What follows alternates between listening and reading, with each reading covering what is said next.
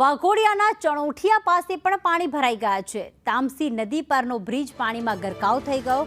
નદીના પાણી ગામની આજુબાજુમાં ફરી વળ્યા છે। ચણોઠિયાથી ડભોઈ જવાનો રસ્તો પણ બંધ થયો છે।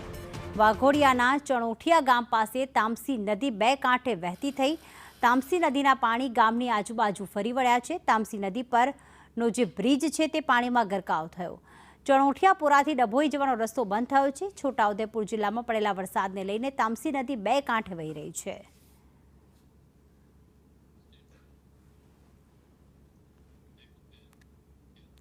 ભરૂચમાં પણ નર્મદા નદીએ ભયજનક સપાટી વટાવી। નર્મદા નદી ભયજનક સપાટી વટાવીને 25 ફૂટે વહી રહી છે, જ્યારે આ લેવલ સવારે 24 ફૂટ હતું। ધીરે ધીરે હવે સપાટી વધારે થઈ રહી છે।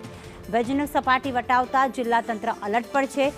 નર્મદા નદીના કાંઠે જે પણ ગામડાઓ આવેલા છે, જે ગ્રામ્ય વિસ્તાર છે, તેમને એલર્ટ પર મૂકવામાં આવ્યા છે।